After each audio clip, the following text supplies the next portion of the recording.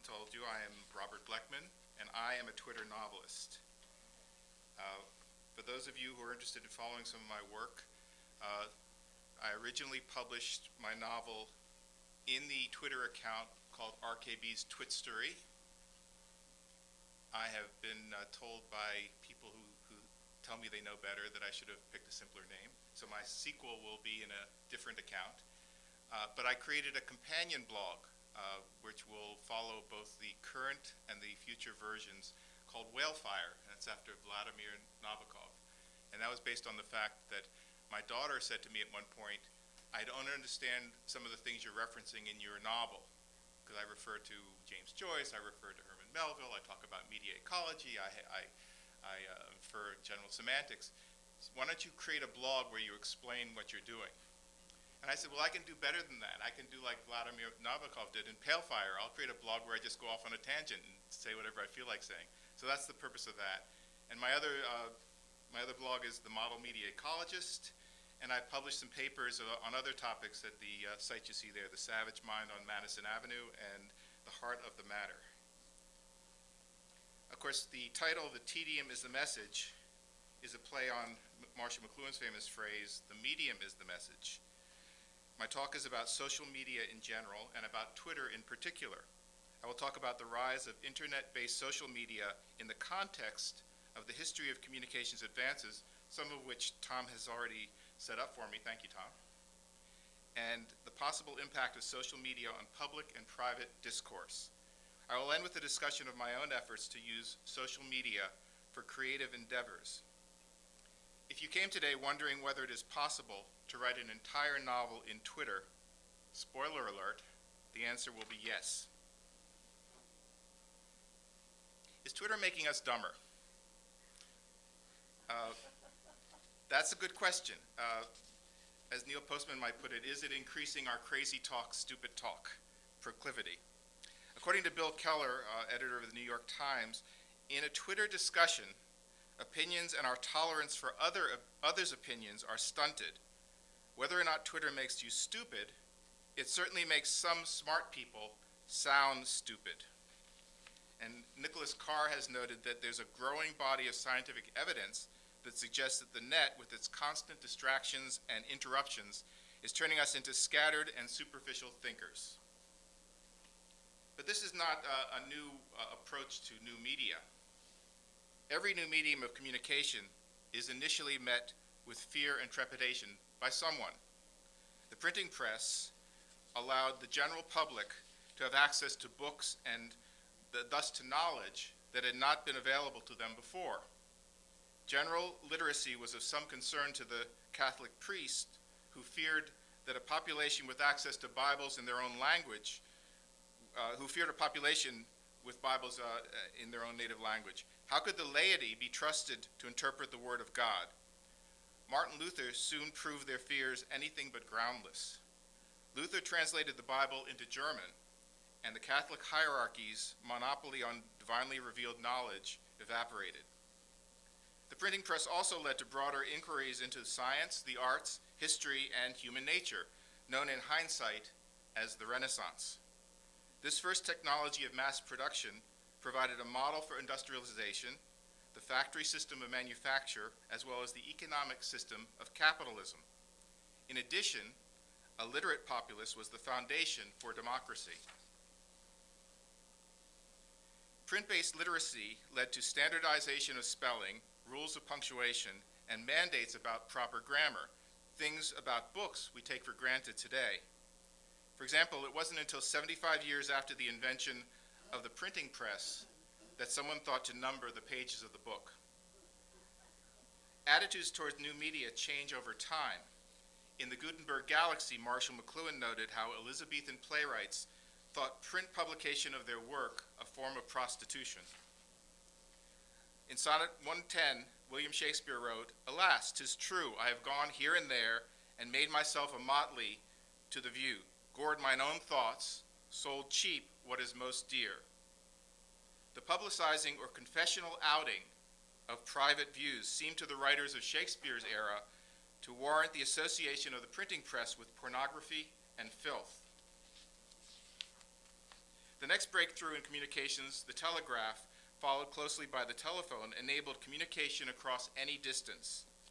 According to McLuhan, it was not until the advent of the telegraph that messages could travel faster than the messenger. Henry David Thoreau warned that the telegraph might be no more than the conduit for news that Princess Adelaide has the whooping cough. According to historian Tom Standage, there was an internet during the Victorian era, based on the telegraph. The telegraph was a new communications technology that allowed people to communicate almost instantly across great distances, that revolutionized business practice, gave rise to new forms of crime, and inundated users with a deluge of information. Romances blossomed over the wires. Secret codes were devised by some users. The benefits of the telegraphic network were relentlessly hyped by its advocates and dismissed by its skeptics. Government and regulators tried and failed to control the new medium. Attitudes towards everything from news gathering to diplomacy had to be completely rethought. Meanwhile, out on the wires, a technological subculture with its own customs and vocabulary was establishing itself. Sound familiar? When Marconi built a wireless system capable of transmitting signals at long distances, radio was born. Radio was initially an operator-to-operator form of communication used by amateurs. Early TV was just radio with pictures.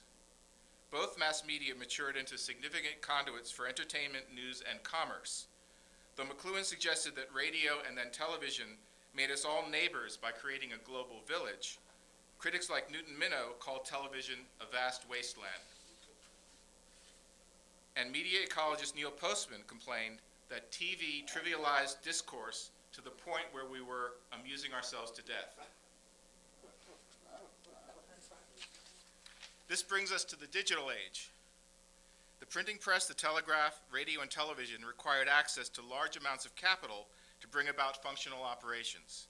Control of the medium meant control of content. That all changes with the internet. Barriers to entry are removed, and anyone, at least in theory, can produce videos, as Corey has demonstrated, audio programs called podcasts, commentary, books, and news reports. Consumers become producers. Consumers can view their videos on YouTube, pin their pictures on Pinterest, their critiques on WordPress, I'm out of order here a little bit, capitalize on their business connections on LinkedIn, and count their friendships on Facebook. This brings us to Twitter. Twitter is an online application that is part blog, part social networking site, part cell phone IM tool, all designed to let users answer the question, what are you doing?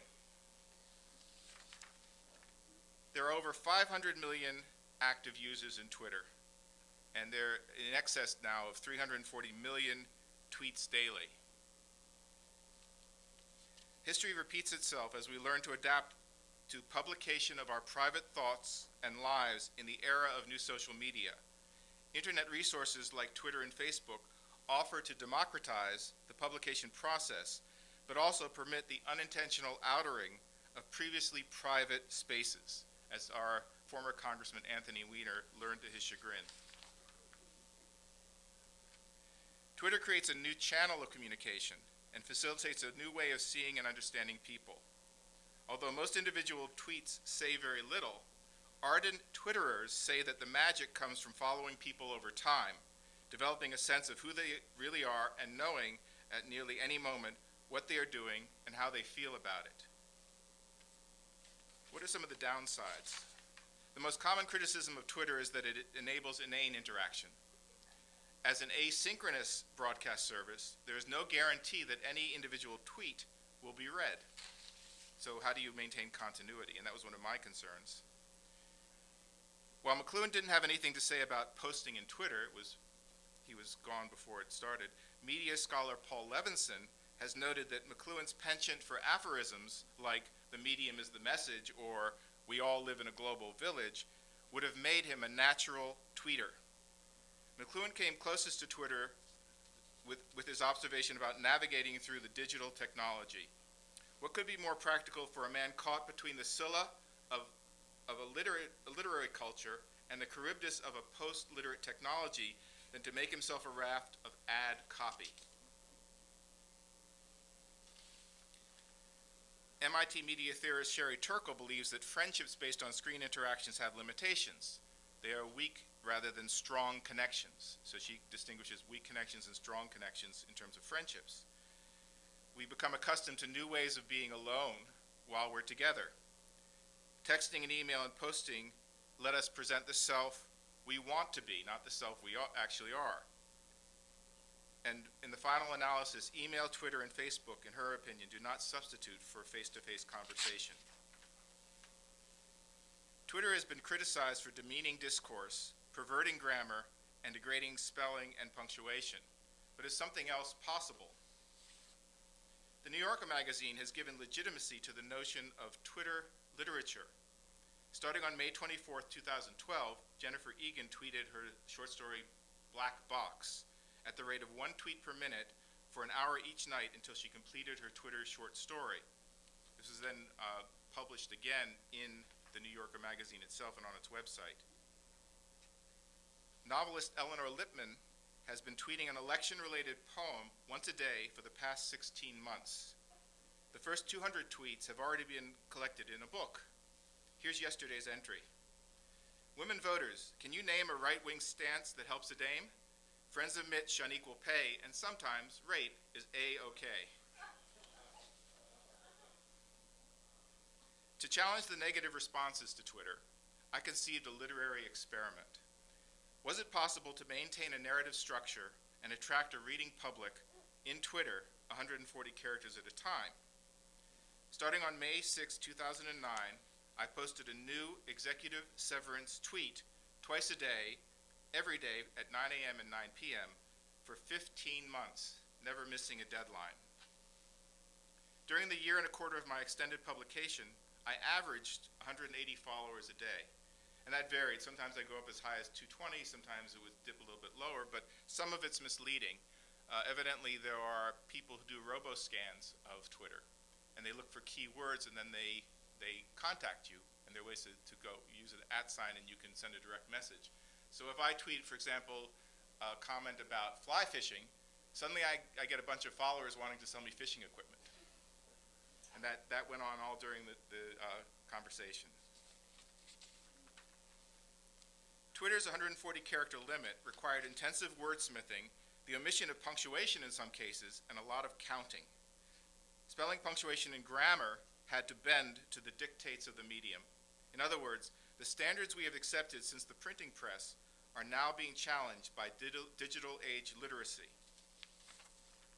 So Twitter storytelling forces considerations similar to advertising and also similar to daily comic strips. How do you maintain an audience over time as comic strips do? I would suggest that Twitter's detractors consider there is gold in the Twitter stream, not just the dross. McLuhan wrote that technological environments are not merely passive containers of people, but are active processes that reshape people and other technologies alike. Twitter encourages writing in proverbs and aphorisms. King Solomon was considered wise because he knew 3,000 proverbs by heart and could bring them to bear in his judicial deliberations. Proverbs were typical of an oral culture where memory was the only means of preserving knowledge. Consider Twitter as a training ground for the proverbs of the digital age. Perhaps in the future, it will become the norm to produce our literature 140 characters at a time. As a Twitter novelist, I certainly hope so. Now, with your indulgence, I'll read to you from Chapter 1 of Executive Severance.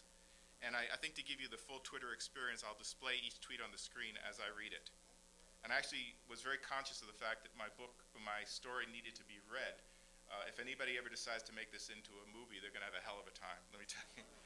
And you'll get a sense of that as I go through it. So this is Executive Severance, published by Neopoesis Press. Chapter 1, the Twit Story begins. Willem Granger was beside himself. In fact, when his body was found, the top half was right next to the bottom. Granger's body was split in two. "Well, we can rule out suicide," said the coroner. "I rule out nothing," I replied. Self-bisection was not at the top of my list of likely solutions. I hate ceding any ground when it comes to crime deduction. "Maybe this was self-inflicted. Then how do you explain the other 3.5 victims just like this I have at the morgue?" So Granger wasn't the only one cut down in his prime. "You said 3.5 victims. You have half a body?" "No, Siamese twins." Willem Granger and 3.5 others, as per the coroner, were dead, their bodies sliced in half. I stared at Granger's lower torso. Marshall McLuhan famously claimed that the wheel was an extension of our feet. Now I got it. Granger had owned a perfume concern, a blue coal mine, and 2 pickle factories. His company was called Lavender Blue Dilly Dilly. Hit hard by the economic downturn, LBDD failed the smell test, couldn't sink to new depths, and finally, everything didn't go sour. A cloning pioneer, Granger had replaced every part of his body. Calling his lab Body Parts Are Us, he was literally a self-made man. If the economic downturn had hit Granger's cloning lab, Body Parts Are Us, like it did at LBDD, he could have lost an arm and a leg. I knew a lot about Granger. By chance, I just read his New York Times bestseller, 100 Things You Need to Know About Me Before I Die.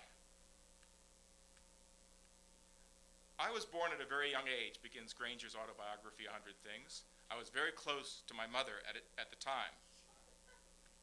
Born to a family of neo-vegans, Granger ate only oats till age 17 when he became the first entrant to win the Kentucky Derby without a horse. A self-taught fly fisher, when Granger discovered the sport's purpose was to catch fish, he released the flies back into the wild.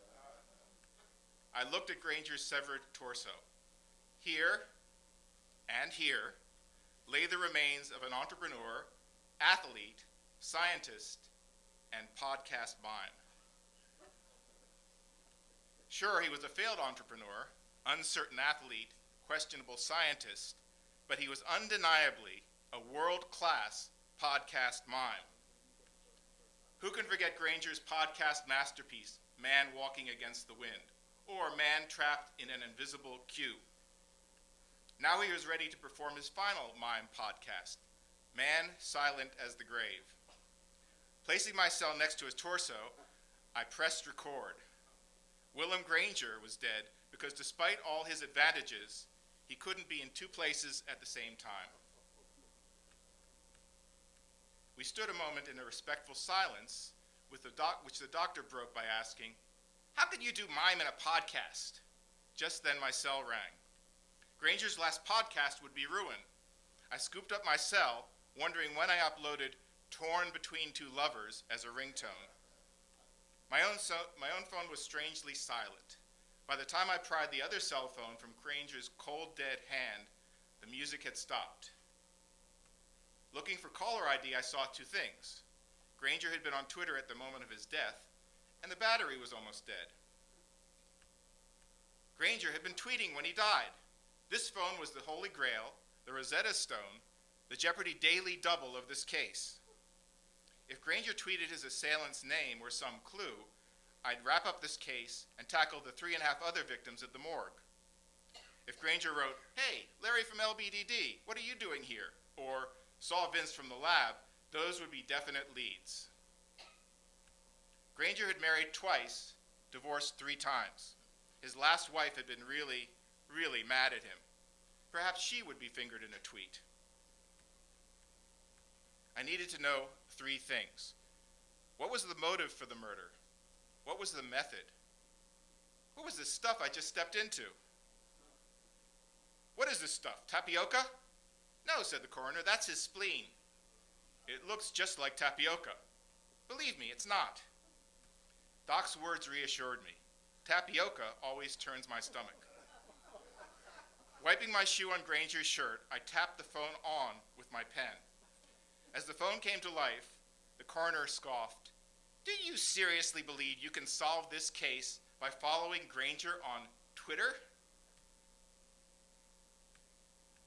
I won't follow his tweets to learn where he'll be. I already know with grave certainty where he's going to be from now on. I'll solve this murder not by tweeting forward, but by retweeting backward. I hit enter, and Granger's final tweet appeared. Ah! Ah! Either Granger wanted his followers to know he suffered an extremely slow, painful death, or his finger got stuck on the A key. Ah, said the coroner, that's it? It may be some kind of code, I replied. All I have to do is figure out the key. The coroner continued. Facing imminent death as a final act, Granger logs onto Twitter and tweets ah to his followers. Does that description do justice to the scenario you're painting here? Maybe we should look at his next to last tweet. The coroner was getting on my nerves. I should put him on my suspects list. Once again, I tapped the cell to view Granger's tweet. Stomach unsettled, Granger had tweeted. I guess that tapioca didn't go down well. I glared at the coroner. He just shrugged. The lab team was done and wanted to put Granger into body bags. His phone, too. There wouldn't be another tweet out of either. And that's chapter 1 of Executive Severance. Thank you.